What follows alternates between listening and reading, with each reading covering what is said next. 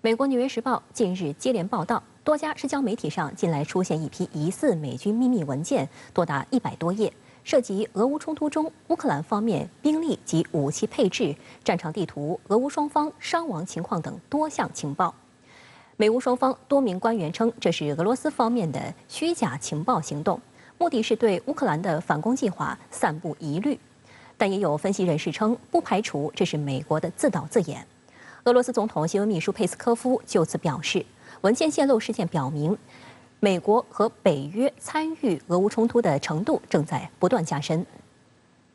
纽约时报》7号披露了最新一批机密文件。法新社报道称，该批次机密文件内容远远超出被视为高度机密的俄乌冲突计划。审阅过社媒网站上泄露的机密文件的安全分析人员表示，越来越多的文件显示了包括一些与中国、印太地区、中东和恐怖主义相关的敏感简报幻灯片。综合多方消息，部分泄露文件为拍摄的作战图照片，标注详细，日期不一，时间跨度大约5周。最近一份的日期是3月1号。不过，尽管文件包含不少军事细节，但并未涉及具体作战计划。其中一份文件包含今年1月至4月乌克兰新兵训练和装备交付状况，显示乌方正在组建12个旅的作战部队，其中9个旅由美国和其他北约成员国提供训练和补给。这9个旅中，6个旅计划在3月31号前就位，其余3个旅计划在4月30号前完成战备。这9个旅总计需要250余辆坦克和350余辆装甲车。《纽约时报》6号的报道援引美国官员的话称，被泄露的机密文件达100多份，再加上文件本身的敏感性，可能会造成极度严重的后果。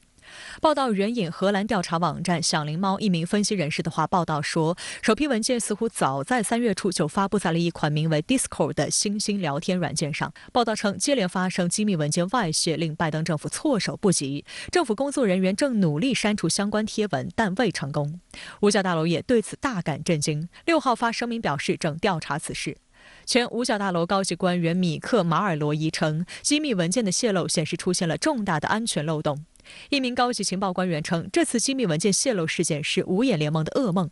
几名国安机构官员私下承认，他们急于查出泄密源头。其中一名官员还说，机密信息可能还会源源不断地流出。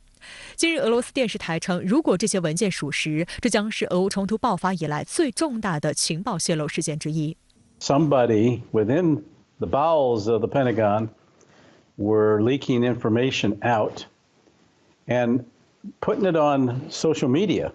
which is strange, because if the documents were real, and they would have been handled, and it was meant to get to Russia as the audience, it would have been handled a lot differently, not through social media.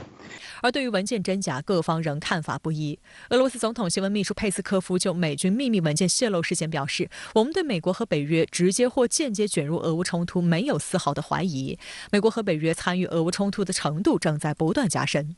乌克兰政府官员称，这些泄露文件是俄罗斯方面的虚假情报行动。3名不愿公开姓名的美方官员也称，这是俄罗斯散布的虚假信息，目的是对乌克兰的反攻计划散布疑虑。对此，俄罗斯驻美大使馆暂未回应，但有分析人士称，文件中有关兵力和武器配置等军事细节看着很真，比如文件所披露海马斯系统的弹药消耗率，美方先前从未公开过相关信息。